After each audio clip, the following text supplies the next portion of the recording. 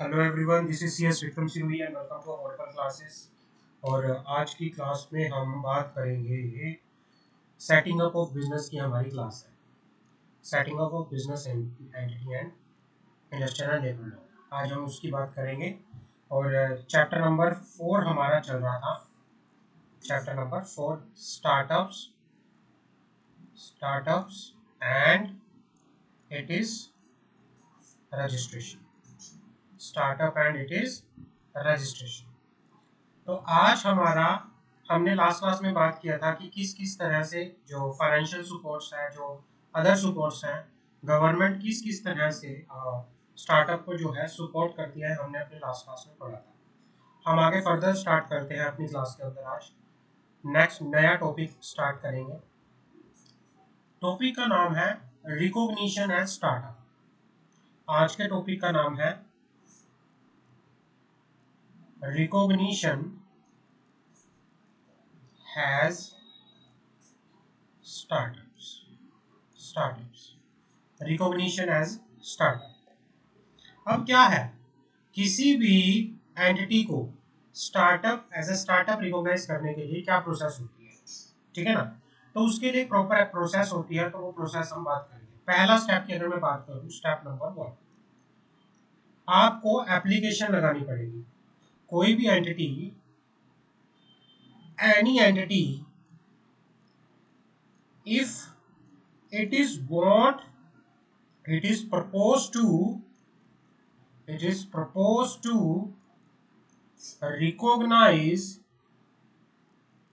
recognize as a startup. It is proposed to recognize as a startup, then application लगेगी। Application कहाँ लगेगी? Application to the DPIIT। DPIIT को application लग के यहाँ पर चलेगी। दूसरा point, application shall be accompanied by, जो एप्लीकेशन होगी उसके साथ क्या क्या अटैचमेंट लगेंगी, एप्लीकेशन के साथ अटैचमेंट क्या क्या लगेंगी। अटैचमेंट एप्लीकेशन जो आप DPIIT को लगाओगे अपने आप को एज अ स्टार्टअप रिकॉग्नाइज करने के लिए, पहला आपके साथ लगेगा certificate, copy of certificate of incorporation या फिर रजिस्ट्रेशन। आप अपनी एप्लीकेशन के साथ COI लगाओगे, कॉपी ऑफ इनकॉर्पोरेशन लगाओगे या रजिस्ट्रेशन लगाओगे, व्हाटएवर, ठीक है ना। और दूसरा क्या लगाओगे? दूसरा लगाओगे आप ब्रीफ बताओगे, पूरा एक ब्रीफ लिखोगे, एक brief about the nature of business, कि भाई आपकी कंपनी का, आपकी LLP का, व्हाटएवर जो भी आपकी बिजनेस एंटिटी है, आप अपने नेचर ऑफ बिजनेस को क्या करोगे? नेचर ऑफ बिजनेस को हाईलाइट करोगे। और ये भी बता के चलोगे how it is working toward, आपका जो बिजनेस है किस तरह से आपका बिजनेस जो है काम कर रहा है, किसकी ओर? इनोवेशन की ओर। इनोवेशन डेवलपमेंट, आपके बिजनेस में इनोवेशन होनी चाहिए, कोई ऐसी नई चीज होनी चाहिए जो पहले ना हो, कोई ऐसी नई डेवलपमेंट होनी चाहिए, कोई ऐसी नई इम्प्रूवमेंट होनी चाहिए जो आप आपके बिजनेस के थ्रू कर रहे हो, किसी प्रोडक्ट के अंदर, किसी प्रोसेस के अंदर, किसी सर्विस के अंदर, किसी प्रोडक्ट के अंदर, किसी प्रोसेस के अंदर या किसी सर्विस के अंदर, समझ आ गए। और जो क्या होना चाहिए, आपका बिजनेस स्केलेबल होना चाहिए। Your business should be, C point क्या होगा? योर बिजनेस शुड बी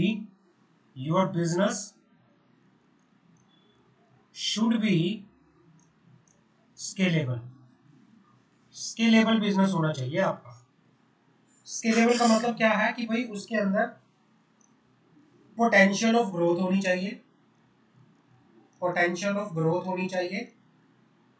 और दूसरा, and potential of generation of employment होनी चाहिए, potential of generation of employment होनी चाहिए। अगर ये कंडीशन सारी फुलफिल होती हैं, अगर आपके साथ, तो आपकी एप्लीकेशन को डीपीआईआईटी क्या कर लेगा, एक्सेप्ट कर लेगा। डीपीआईआईटी क्या कर लेगा, एक्सेप्ट कर लेगा।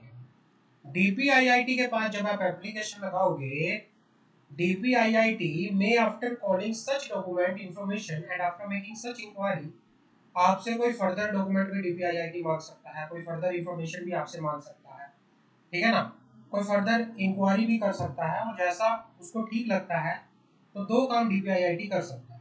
दो काम क्या क्या करेगा, पहला, या तो वो आपको एज अ स्टार्टअप रिकॉग्नाइज कर देगा, और या फिर दूसरा, आपके एप्लीकेशन को रीजन बता के, प्रोवाइडिंग रीजन, आपके एप्लीकेशन को रीजन बता के, कोई एक रीजन बता के आपके एप्लीकेशन को क्या कर देगा, रिजेक्ट कर देगा। क्लियर है?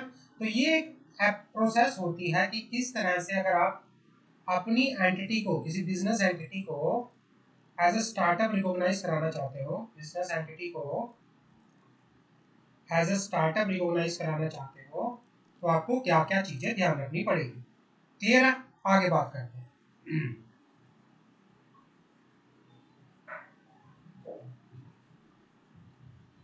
आगे बात करते हैं।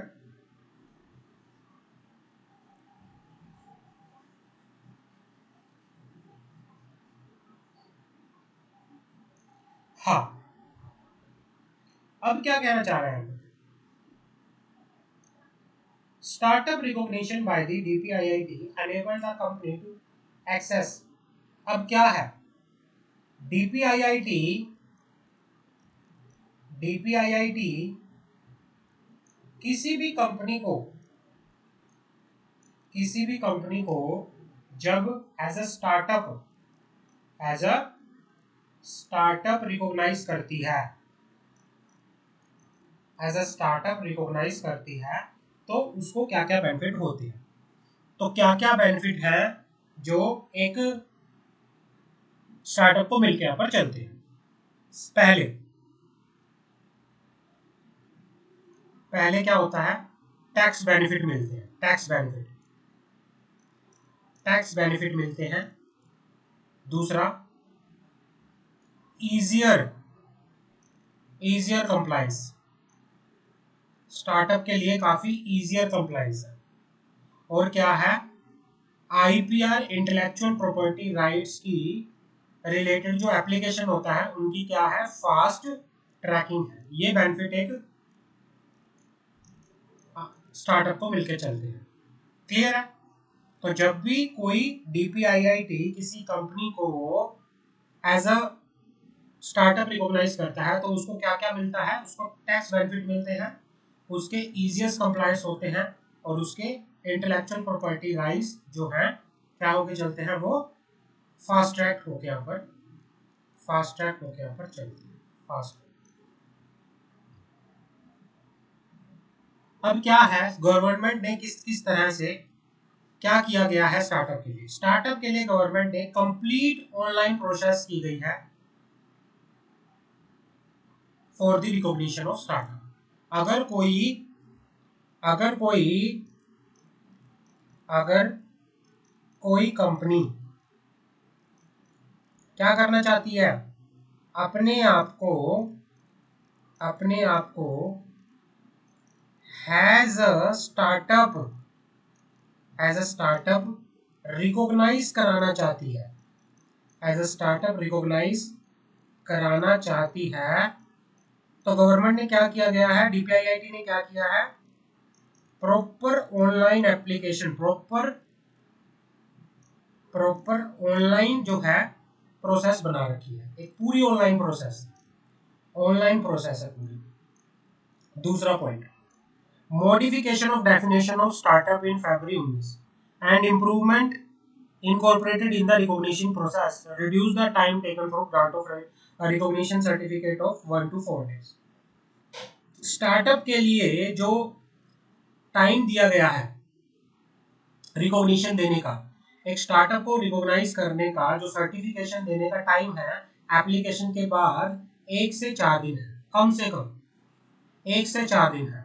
टाइम को बिल्कुल रिड्यूस कर दिया गया। आप अगर एप्लीकेशन लगाते हो, कोई भी कंपनी अगर स्टार्टअप एज अ स्टार्टअप अपने आप को रिकॉग्नाइज करने के लिए एप्लीकेशन लगाती है, तो एप्लीकेशन अगर उसकी सारी बिल्कुल सेट है, बिल्कुल ठीक है, तो 4 दिन के अंदर अंदर एप्लीकेशन DPIIT के पास एप्लीकेशन पहुंचने के 4 दिन के अंदर अंदर उसको क्या मिल जाएगा, सर्टिफिकेट मिल जाएगा। क्लियर है। तीसरा point, the process of recognition startup is through the online application mode और the mobile approval, mobile app या portal setup by the department for promotion of industry and industry. DPIIT ने क्या किया गया है, DPIIT ने स्टार्टअप को recognise करने के लिए अगर एप्लीकेशन लगानी है तो वो क्या कर सकते हैं, वो या तो मोबाइल ऐप के थ्रू, मोबाइल ऐप बनाई गई है, या फिर पोर्टल के थ्रू ऑनलाइन एप्लीकेशन बना रखी है। आप ऑनलाइन एप्लीकेशन, और इसका लिंक जो है, कौन सा लिंक है, www.startupindia.gov.in। आप इस लिंक के थ्रू जो है अपनी एप्लीकेशन फाइल करके यहाँ पर चल सकते हैं। Third point, the founder are required to upload. अब फाउंडर को क्या है, जब फाउंडर एप्लीकेशन लगाएगा, जो फाउंडर्स हैं एप्लीकेशन लगाएंगे, एप्लीकेशन के साथ वो क्या करेंगे, एप्लीकेशन के साथ वो सर्टिफिकेट ऑफ इनकॉर्पोरेशन, ठीक है ना, सर्टिफिकेट ऑफ इनकॉर्पोरेशन, दूसरा इनोवेशन, इनोवेशन भाई क्या कहना चाह रहा है कि किस तरह से उनका बिजनेस जो है वो टुवर्ड्स, उनका जो काम है इनोवेशन में, डेवलपमेंट में, रिसर्च में, इम्प्रूवमेंट ऑफ प्रोडक्ट्स में, प्रोसेस में, किस तरह से वो काम कर रहे हैं, किस तरह से उनकी वर्किंग है, और ये भी बता के चलेंगे स्केलेबिलिटी क्या है उनकी ग्रोथ की, उनकी इम्प्लॉयमेंट की, वो बता के यहाँ पर चलेंगे प्रॉपरली अच्छे से। क्लियर है। ये तो बात होगी हमारी प्रोसेस,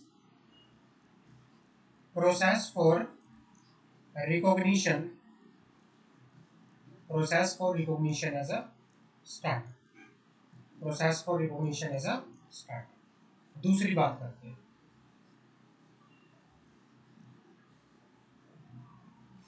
दूसरी बात करते हैं certification of the interministerial board for availing the tax benefit under section 80 IAC of the income tax act. भाई क्या है, अगर आपको, अगर किसी स्टार्टअप को क्या करना है, टैक्स बेनिफिट लेना है, टैक्स बेनिफिट लेना है अंडर सेक्शन किसमें, 80 IAC के अंदर of the income tax act, income tax act.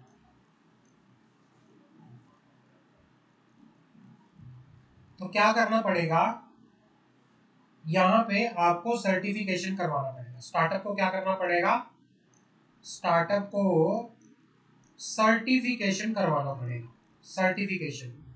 और सर्टिफिकेशन किन से करवाना पड़ेगा, इंटर मिनिस्ट्रियल बोर्ड से, इंटर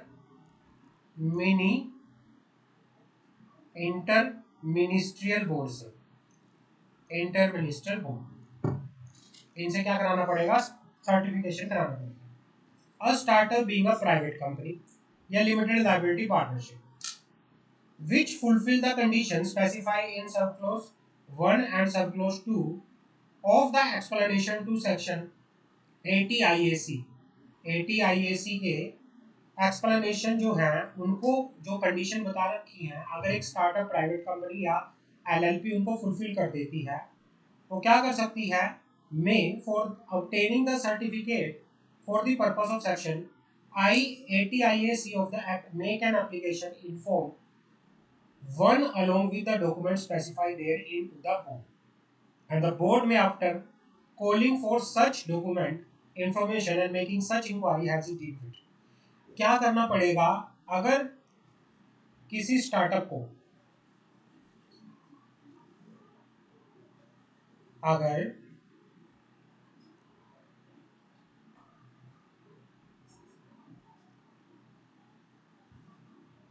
अगर किसी स्टार्टअप को क्या करना है, इनकम टैक्स, इनकम टैक्स के अंदर अंडर सेक्शन ATIAC के अंदर ATIC के अंदर टैक्स बेनिफिट लेने हैं, टैक्स बेनिफिट लेने हैं, तो पहले उसको क्या करना पड़ेगा, पहले उसको एप्लीकेशन लगानी पड़ेगी। किसको? Application to the inter ministerial board को, इंटर मिनिस्ट्रियल बोर्ड को। और एप्लीकेशन किस में लगेगी? फॉर्म 1 के अंदर एप्लीकेशन लगेगी, फॉर्म 1 के अंदर एप्लीकेशन लगेगी। और एप्लीकेशन जब एक बार बोर्ड के पास एप्लीकेशन लग गई, बोर्ड क्या करेगा आपकी एप्लीकेशन को चेक करेगा।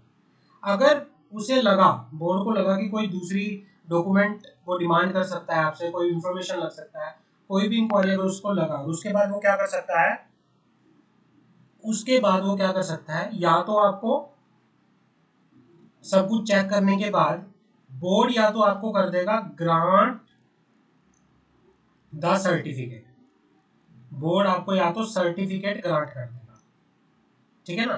किस चीज के लिए? Refer to in sub clause C of the explanation ATIAC, या तो आपको सर्टिफिकेट दे देगा या फिर आपकी एप्लीकेशन को रिजेक्ट कर देगा रीजन के साथ, ठीक है ना। या तो आपकी सर्टिफिकेट को क्या कर देगा, रिजेक्ट कर देगा। कोई भी स्टार्टअप इनकम टैक्स के सेक्शन ATIAC के अंदर अगर बेनिफिट लेना चाहती है, तो पहले उसे इंटर मिनिस्ट्रियल बोर्ड के पास क्या करना पड़ेगा, एप्लीकेशन लगानी पड़ेगी। और एप्लीकेशन कौन से फॉर्म में लगेगी? फॉर्म 1 के अंदर लगेगी। अगर इंटर मिनिस्ट्रियल बोर्ड को सब कुछ चेक करने के बाद लगा कि सब ठीक है, तो वो आपको सर्टिफिकेट ग्रांट कर देगा, अदरवाइज आपकी एप्लीकेशन को क्या कर देगा, रिजेक्ट कर देगा। क्लियर है? आगे बात करते हैं। अब बोर्ड का मीनिंग यहाँ पे क्या है? इंटर मिनिस्ट्रियल बोर्ड के अंदर कौन कौन लोग होते हैं? इंटर मिनिस्ट्रियल बोर्ड के अंदर जॉइंट सेक्रेटरी होता है department of promotion of industry and internal trade, ये क्या होता है, DPIIT का जॉइंट सेक्रेटरी। रिप्रेजेंटेटिव होता है department of biotechnology member, representative होता है department and science and technology. तो यहाँ पे कहाँ से होता है, जॉइंट सेक्रेटरी उसका होता है DPIIT का, एक रिप्रेजेंटेटिव होता है किससे, बायोटेक्नोलॉजी डिपार्टमेंट से, एक रिप्रेजेंटेटिव होता है department of science and technology से, ठीक है ना।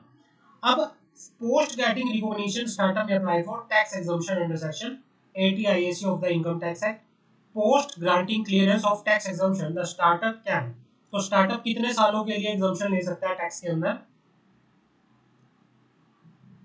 10 सालों में लगातार, मतलब जो 10 सालों के लिए उसको स्टार्टअप का क्या मिला है, अगर स्टेटस मिला हुआ है, तो 3 साल तक वो टैक्स के अंदर कॉन्जिक्यूटिव 3 ईयर, 10 सालों में कभी भी लगातार 3 साल तक वो क्या ले सकता है, एग्जम्पशन ले सकता है। क्लियर है? यहाँ पे बात होगी कि किस तरह से अगर कोई भी स्टार्टअप जो है इनकम टैक्स डिपार्टमेंट में, सॉरी इनकम टैक्स एक्ट के अंदर सेक्शन ATIAC के अंदर अगर एग्जम्पशन लेना चाहता है, तो उसे क्या करना पड़ेगा, इंटर मिनिस्ट्रियल बोर्ड में एप्लीकेशन पहले फाइल करनी पड़ेगी। क्लियर है? अब बात करते हैं एलिजिबिलिटी की, एलिजिबिलिटी की बात कर लेते हैं। Eligibility for applying for tax exemption, अगर कोई स्टार्टअप सेक्शन ATIAC के अंदर, इनकम टैक्स के सेक्शन ATIAC के अंदर टैक्स एग्जम्पशन के लिए अप्लाई करना चाहता है, तो क्या क्या एलिजिबिलिटी है, एलिजिबिलिटी क्राइटेरिया क्या है, बात करते हैं, एलिजिबिलिटी की बात करते हैं। पहला, एंटिटी जो होनी चाहिए, एंटिटी जो होनी चाहिए वो एक स्टार्टअप होनी चाहिए, स्टार्टअप वो अपने आप को रिकॉग्नाइज करवाएगी एज अ स्टार्टअप। अब स्टार्टअप कौन हो सकता है? पहला, ओनली अ प्राइवेट कंपनी, ओनली अ प्राइवेट कंपनी, ओनली अ प्राइवेट कंपनी, या फिर लिमिटेड लायबिलिटी पार्टनरशिप, वो सिर्फ एलिजिबल, सिर्फ यही एलिजिबल है। एक प्राइवेट कंपनी और एक लिमिटेड लायबिलिटी पार्टनरशिप, ये एलिजिबल है किसके लिए? Recognise as startup. Startup should have been incorporated after 1 April 2016, और जो स्टार्टअप है वो इनकॉर्पोरेट होना चाहिए। इनकॉर्पोरेट होना चाहिए कब? 1 अप्रैल 2016 के बाद। 1 अप्रैल 2016 के बाद। क्लियर है? आगे बढ़ते हैं। Amendment to section 80 IAC to provide income tax exemption to the eligible startup.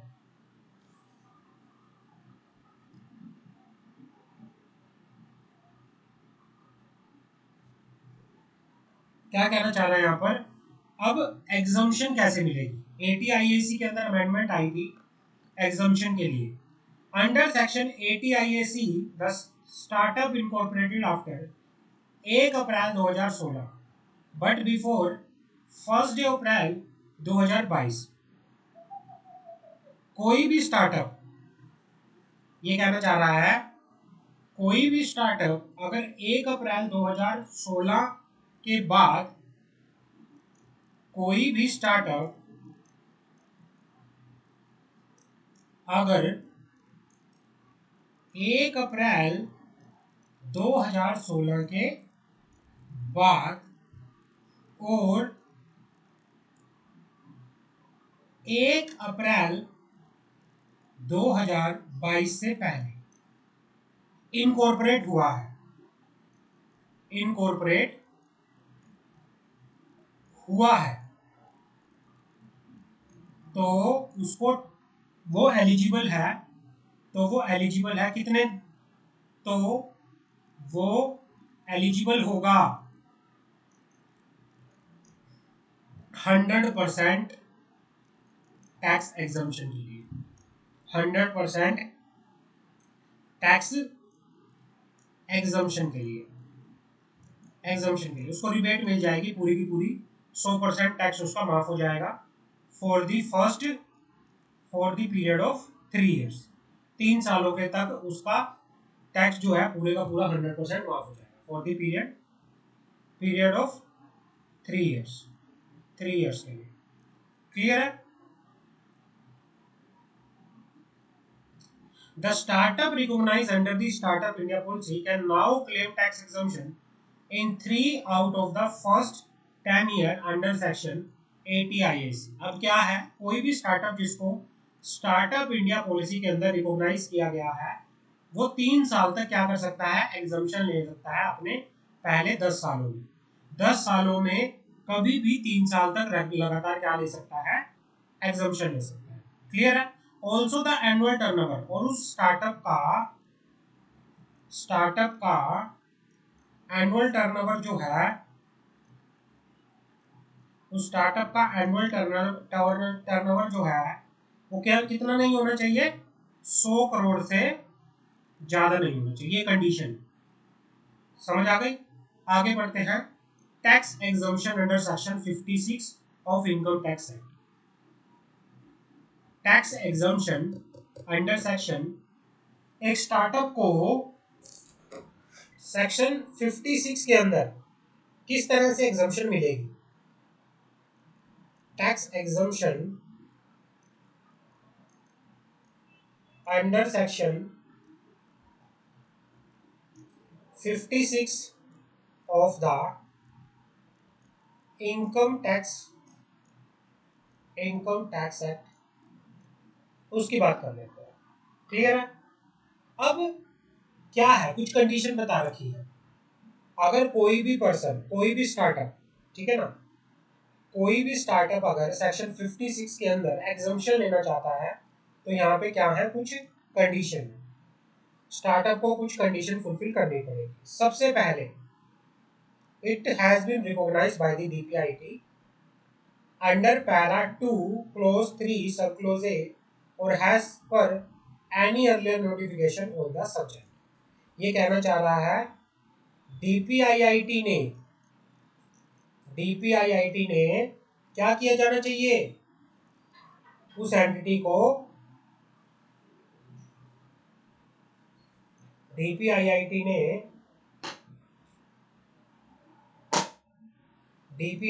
ने उस एंटिटी को क्या किया जाना चाहिए, रिकॉग्नाइज किया जाना चाहिए। वो एंटिटी डीपीआईआईटी के थ्रू रिकॉग्नाइज हो जानी चाहिए एज अ स्टार्टअप। आप स्टार्टअप रिकॉग्नाइज होने चाहिए। दूसरा, aggregate amount of paid up share capital and share premium of startup after issue of propose to issue share capital does not exceed 25 crore. जो aggregate paid share capital होगी, पहले तो आप as a startup recognise हो जाने चाहिए। पहले तो क्या होना चाहिए, पहले तो कंपनी क्या हो जानी चाहिए, रिकॉग्नाइज हो जानी चाहिए एज अ स्टार्टअप। दूसरा, जो paid up share capital plus share premium account जो होगा एक स्टार्टअप का, वो 25 करोड़ से ज्यादा नहीं होना चाहिए। 25 करोड़ से ज्यादा नहीं होना चाहिए। अगर आपको सेक्शन 56 के अंदर एग्जम्पशन लेनी है, सेक्शन 56 के अंदर एग्जम्पशन लेनी है, provided that in computing the aggregate amount of paid up share capital, जब हम ये 25 करोड़ की लिमिट को कैलकुलेट करेंगे, जब पेड अप शेयर कैपिटल को कैलकुलेट करेंगे तो क्या क्या हमें ध्यान में रखनी है चीजें। Provided that in computing the aggregate amount of paid up share capital, the amount of paid up share capital and share premium of 25 crore rupees in respect of share issued to any of the following person shall not be included। तो इसमें कौन कौन से shares जो है not include होंगे, कौन कौन से शेयर इंक्लूड नहीं होंगे। पहला, अगर आपने किसी स्टार्टअप कंपनी ने किसी नॉन रेजिडेंट को अगर शेयर इशू किए हैं तो वो 25 करोड़ की लिमिट में नहीं आएंगे। अगर किसी वेंचर कैपिटल फंड को शेयर इशू किए हैं वो भी 25 करोड़ की लिमिट में नहीं आएंगे। जब हम paid up share capital for the purpose of 25 crore calculate करेंगे तो इन दोनों को अगर शेयर इशू कर रखे हैं तो इनको हम ऐड नहीं करेंगे। क्लियर है। दूसरा, provided further that consideration received by a startup for such share issue or proposed to be issued to a specified company। ये कहना चाह रहा है provided further that consideration received by a startup, कोई भी consideration है जो startup ने क्या किया है, receive किया है। consideration received by a startup for share issue or proposed to be issued to a specified company shall also be exempt and shall not be included in computing the aggregate amount of paid up share capital and share premium of 25 crore। अगर startup ने क्या किया है, किसी specified company को क्या किया है, कोई शेयर इशू कर रखे हैं तो उसको भी 25 करोड़ की लिमिट में ऐड नहीं करेंगे। तो अगर किसी स्टार्टअप को सेक्शन 56 के अंदर, किसी कंपनी को अंडर सेक्शन 56 के अंदर इनकम टैक्स में एग्जम्पशन लेनी है तो पहले तो वो अपने आप को एज अ स्टार्टअप रिकॉग्नाइज कराएगी। दूसरा, फिर उसकी paid up share capital and share premium account 25 crore से ज्यादा नहीं होना चाहिए। और कुछ कंडीशन बता रखी हैं, कुछ एग्जम्पशन बता रखी हैं, ये ऐड नहीं होंगे 25 करोड़ की लिमिट में। आगे तीसरी condition, third condition, it has not invested in any of the following assets. Startup company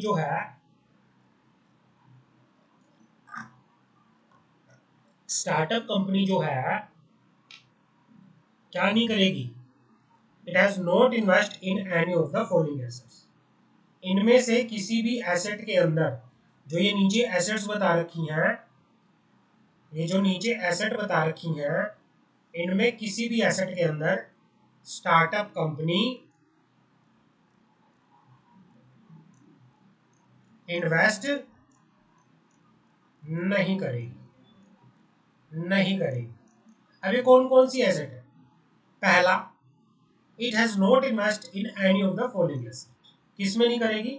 building में, लैंड अपॉर्चुनिटी देयर टू में, being a residential house other than used by a startup for the purpose of renting or held by stock in trade in the ordinary course of business। ये कहना चाह रहा है कि आप किसी भी बिल्डिंग के अंदर या किसी भी लैंड जिसपे बिल्डिंग खड़ी है उसमें क्या नहीं करोगे? इन्वेस्ट नहीं करोगे, जो कि क्या है? कोई रेजिडेंशियल हाउस है जो कि यूज किया जा रहा है स्टार्टअप के, अदर देन स्टार्टअप, स्टार्टअप के अलावा किसी दूसरे के द्वारा यूज किया जा रहा है ना?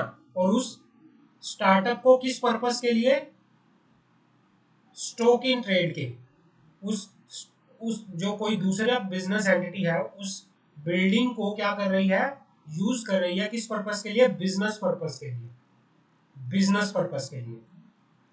अगर उसको स्टॉक इन ट्रेड में as a stock in trade रखा हुआ है, जिसको यूज किया जा रहा है other than use by startup for the purpose of renting और held by stock in trade in the ordinary course of purpose. Clear है? दूसरा, ना ही किसी लैंड में, किसी बिल्डिंग में, not being a residential house other than that occupied by the startup for it is business, जिस ना ही किसी ऐसी लैंड में, किसी ऐसी बिल्डिंग में जो कि अदर देन रेजिडेंशियल हाउस है, not being for residential house नहीं है, और वो स्टार्टअप के अलावा किसी दूसरे बिजनेस पर्पस के लिए यूज की जा रही है, तो उसमें भी आप क्या नहीं करोगे? स्टार्टअप इन्वेस्ट नहीं करेगी। स्टार्टअप क्या नहीं करेगी? लोन नहीं देगी, एडवांसेस नहीं देगी, अदर देन और advances extending in the ordinary course of business by the startup where the landing of money is a substantial part of the business. कि भाई ना ही लोन और एडवांस में, सिर्फ उन लोन एडवांस को छोड़ के कि जो एक्सटेंड किए गए हैं ऑर्डिनरी कोर्स ऑफ बिजनेस में, ठीक है ना?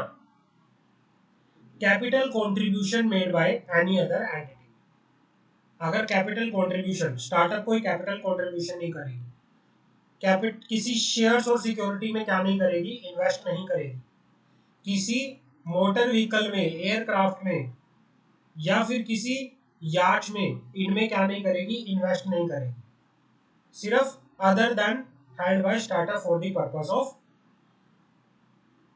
प्लाइंग, hiring, leasing, stock in trade in ordinary course of business. सिर्फ उस चीजों को छोड़ के अगर वो अपने इन मोटर व्हीकल का यूज अपने ऑर्डिनरी कोर्स ऑफ बिजनेस में कर रही है, उसको छोड़ के बाकी किसी भी मोटर व्हीकल के अंदर क्या नहीं करेगी? स्टार्टअप इन्वेस्ट नहीं करेगी। ज्वेलरी, ज्वेलरी में इन्वेस्टमेंट नहीं करेगी अगर वो बिजनेस का पार्ट नहीं है। मतलब ये कहना चाह रहा हूं मैं, कोई भी ऐसी एसेट जो एक स्टार्टअप के बिजनेस का पार्ट नहीं है, जो एक स्टार्टअप के बिजनेस का पार्ट नहीं है, उन किसी भी एसेट के अंदर, किसी भी स्टॉक के अंदर क्या नहीं करेगी?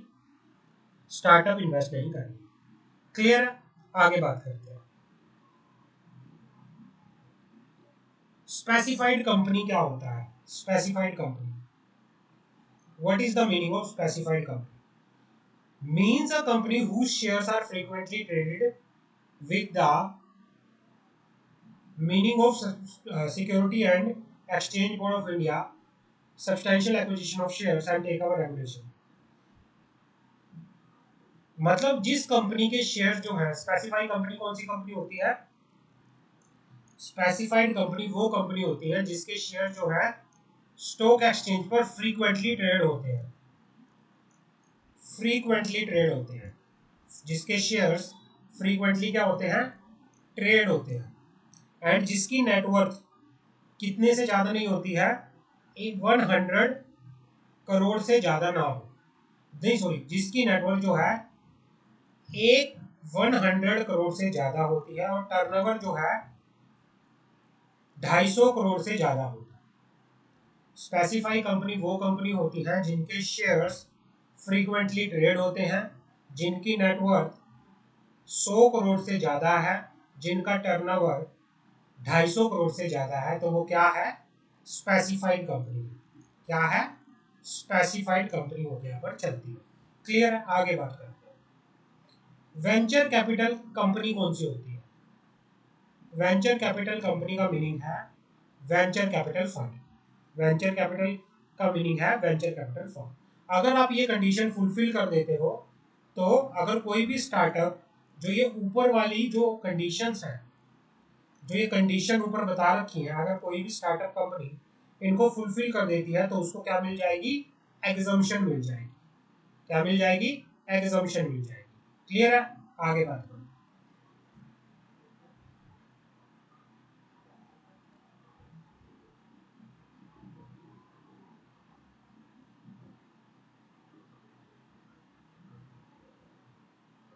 ये काट दो, दिस इज नॉट इम्पोर्टेंट। ये काट दो, ये काट दो, ये इम्पोर्टेंट नहीं है। दीज आर नॉट इम्पोर्टेंट, आप इसको काट दो, ये इम्पोर्टेंट नहीं है।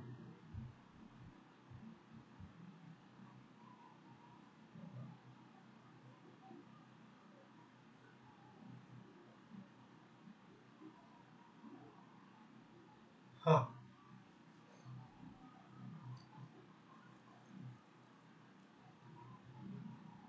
ये सब काट दो।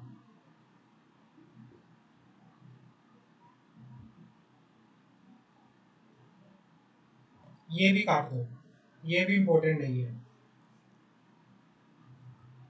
ये भी इम्पोर्टेंट नहीं है, आप इसको भी काट दो।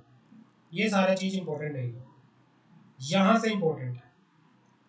ये जो कटवा रहा हूँ मैं, ये इम्पोर्टेंट नहीं है, आप इसको काट दो। एग्जामिनेशन पर्पज के लिए दे आर नॉट रेलिवेंट। आगे बढ़ते हैं।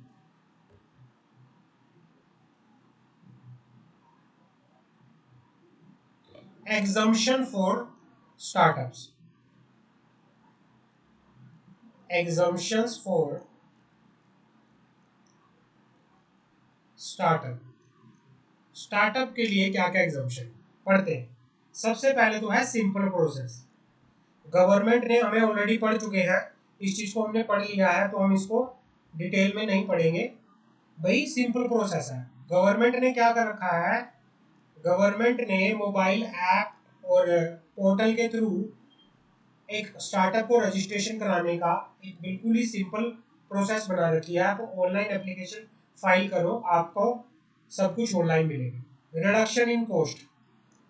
भाई क्या है, अगर आप अपना किसी भी इंटेलेक्चुअल प्रॉपर्टी राइट को रजिस्ट्रेशन कराने के टाइम एप्लीकेशन लगाते हैं, जो एप्लीकेशन की फीस है, एप्लीकेशन की जो फीस है उसको भी 80% रिड्यूस कर दिया गया है।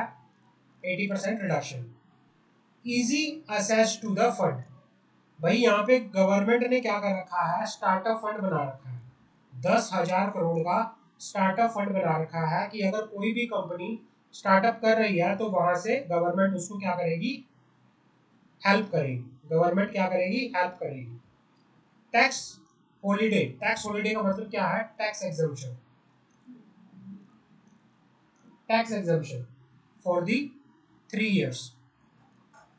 फॉर 3 years, 3 सालों के लिए एक स्टार्टअप को क्या क्या रखा है? टैक्स एग्जम्पशन मिली हुई है। टैक्स एग्जम्पशन मिली हुई है। Apply for tender. Tender. Startup आराम से किसी भी गवर्नमेंट टेंडर में अप्लाई कर सकते हैं। R&D facility. 7 new research park जो है गवर्नमेंट ने प्रोवाइड कर रखे हैं R&D सेक्टर के लिए। ठीक है ना? Easy compliance. कंप्लायंस जो है काफी इजी है। उसके बाद tax saving for investor. Investors के लिए टैक्स सेविंग जो है काफी हेल्पफुल है। टैक्स एग्जम्पशन काफी मिलती है स्टार्टअप के अंदर। Easy exit. आराम से अगर आप स्टार्टअप छोड़ के चले जाना चाहते हो, तो आप एग्जिट करना चाहते हो, तो क्या है? आपको क्या मिलेगा? इजी एग्जिट मिलेगा। Meet other entrepreneur. आप क्या कर सकते हो? कि भाई गवर्नमेंट क्या करती है, गवर्नमेंट ने हर एनुअली बेसिस पे नेशनल और इंटरनेशनल जो कुछ ना कुछ एक्सपो लेके आती है, जिसमें अलग अलग एंटरप्रेन्योर के साथ आप मिल सकते हो। तो ये क्या है, ये सारे के सारे एग्जामिशन हैं जो आप स्टार्टअप के अंदर इंजॉय करके यहाँ पर चल सकते हो। तो ये आज का हमारा स्टार्टअप वाला जो टॉपिक था, आज इसको यहीं पे ख़त्म करते हैं। नेक्स्ट क्लास में हम फर्दर स्टार्ट करेंगे इस चैप्टर को, और ट्राई करेंगे कि जल्दी से जल्दी इस चैप्टर को कंप्लीट करें। Thank you so much.